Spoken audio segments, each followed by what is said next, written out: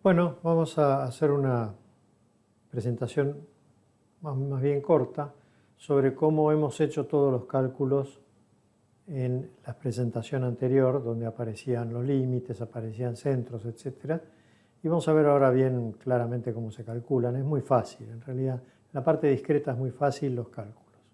Como les dije también antes, en las presentaciones más avanzadas, en los cursos más avanzados, vamos a trabajar ya directamente con los softwares, porque si no se hace muy pesado el trabajo y cero automático.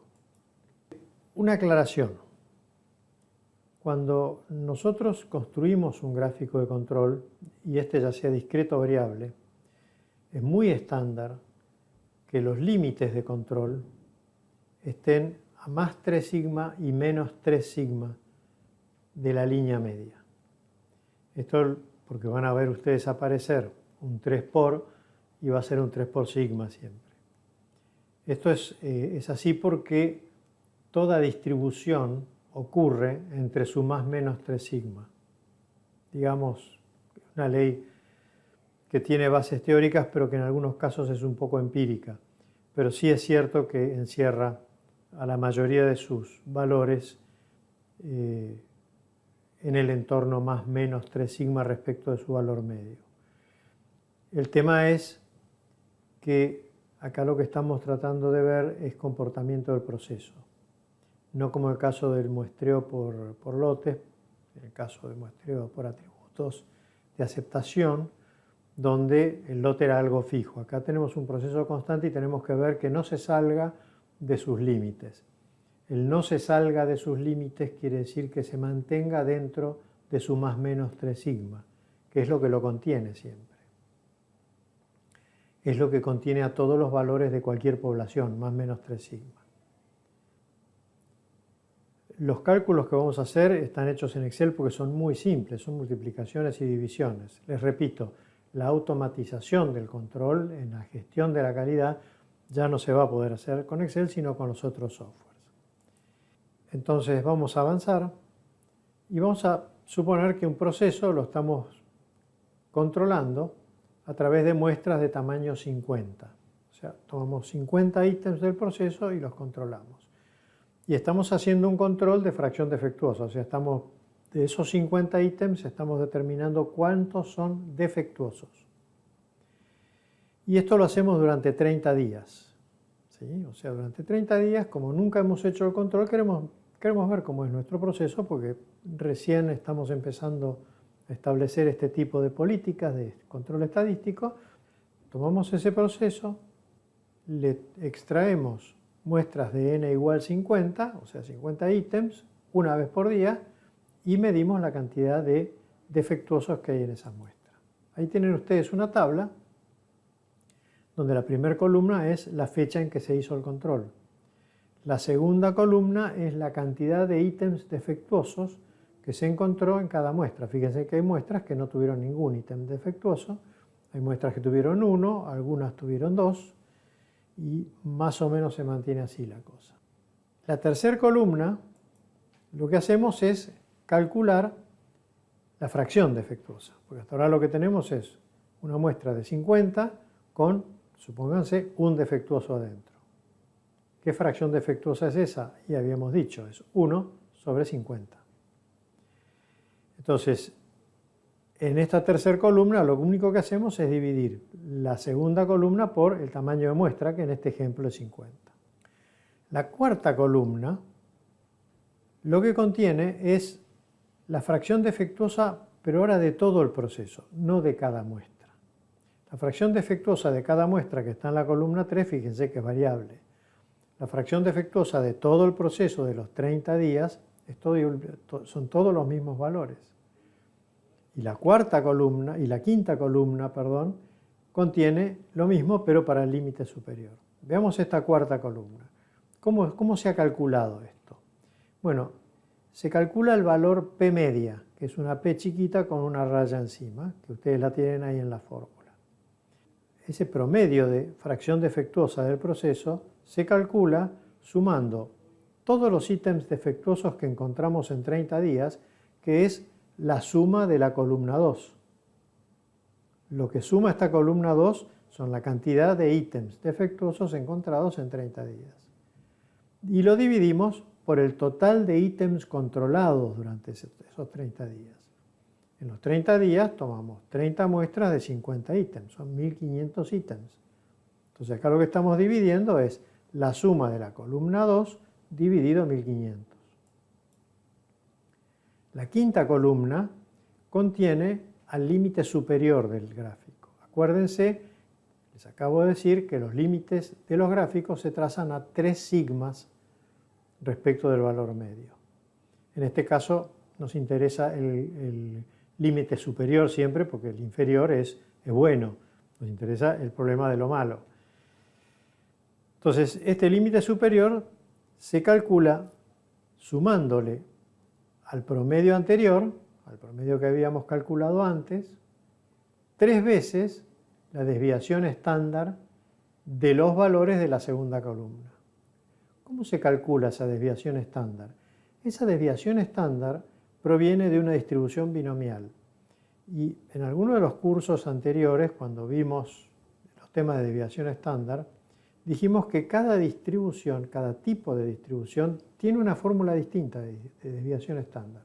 Porque en las distribuciones discretas, la desviación estándar es directamente dependiente de la media. En las distribuciones continuas, la desviación estándar es independiente de la media. Ya por ese detalle ya tenemos diferencias enormes en las fórmulas.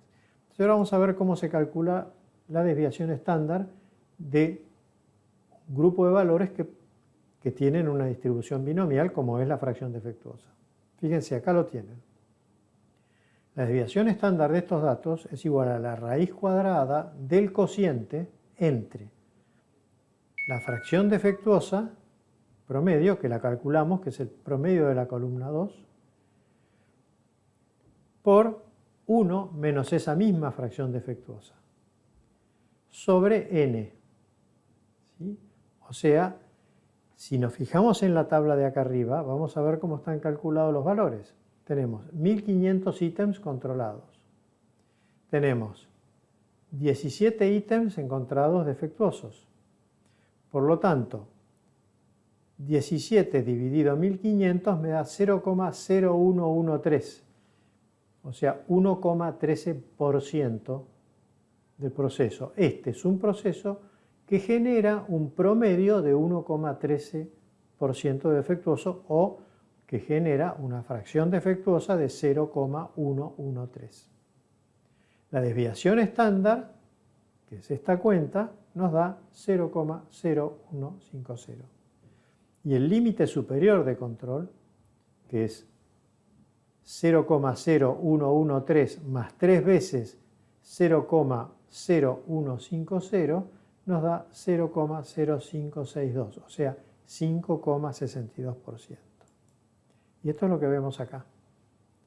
Acá vemos en este gráfico el límite superior, 5,62%, o fracción defectuosa, 0,0562. Y vemos promedio, que es la línea verde del gráfico, 0,0113, que es el equivalente de 1,13%. ¿Sí?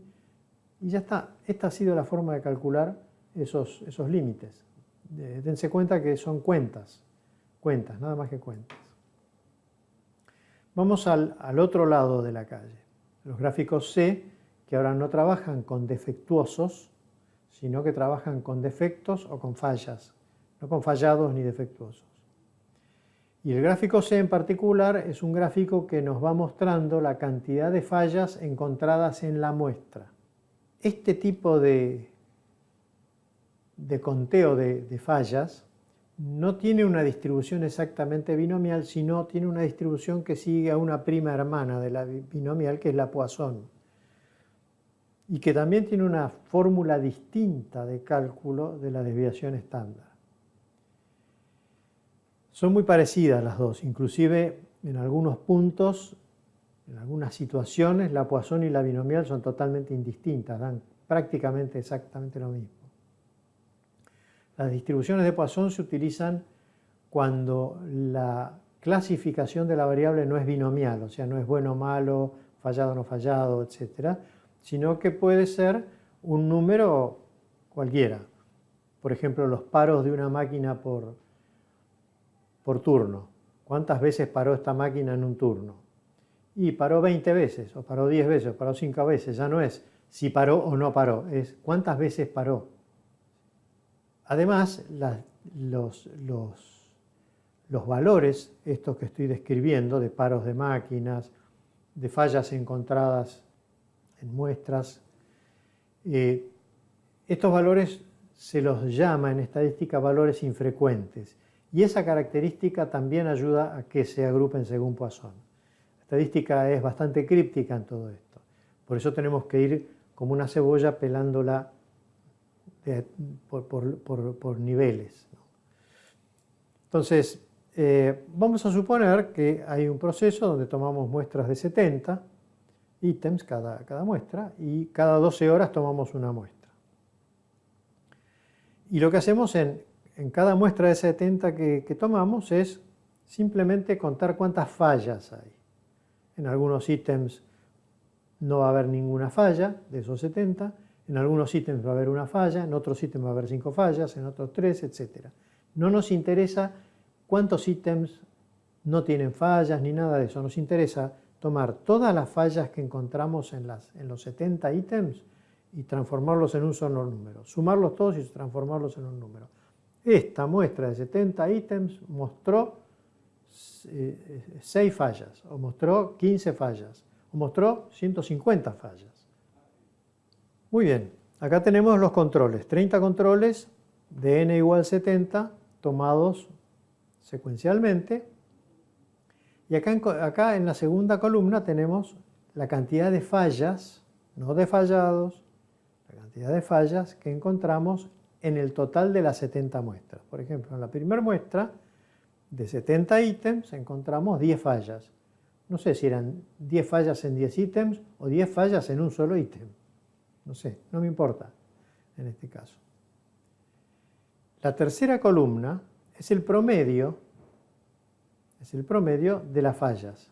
O sea, fíjense cuál es la fórmula. La letra que se usa en estos casos es lambda. La letra griega lambda, que es la que se usa universalmente para expresar la media de una distribución de Poisson. Entonces seguimos usando la letra lambda porque es la que entiende todo el mundo y queda lindo además. Entonces, ¿cuántos defectos encontramos en los 30 controles? Y bueno, esta suma. Si yo sumo la segunda columna, voy a tener en esa segunda columna, en la suma de esa segunda columna, todos los defectos encontrados en las 30 muestras. No importa de qué tamaño, en las 30 muestras. O sea, si sumo todos esos defectos y los divido por 30, obtengo el promedio de defectos por muestra. Esta tercera columna, fíjense que tiene todos los mismos valores. Esta columna es la que yo voy a usar para trazar la línea media del gráfico. Es el promedio de fallas por muestra de las 30 muestras. Por lo tanto, fíjense que es todo 9,13. La cuarta columna, lo que me va a mostrar es lo mismo que la tercera, pero referido al límite superior de control. El límite superior de control se va a calcular sumándole a 9,13, que es la línea media del gráfico, 3 veces la desviación estándar de esta distribución, que ya no se calcula igual que la anterior y ahora lo vamos a ver, acá lo tenemos. La desviación estándar de esta distribución es igual a la raíz cuadrada de lambda. Lambda era el promedio, que lo hemos calculado en la diapositiva anterior. Y por lo tanto, este límite superior de control va a ser 3,02 multiplicado por 3 y sumado a 9,13. Y queda 18,20. Y este es el gráfico. 18,20, límite superior de control, 9,13, línea media. Y lo que podemos ver acá es que también tenemos un proceso bajo control porque no hay ningún punto que viola el límite superior. Y ya con este proceso nos podemos quedar tranquilos.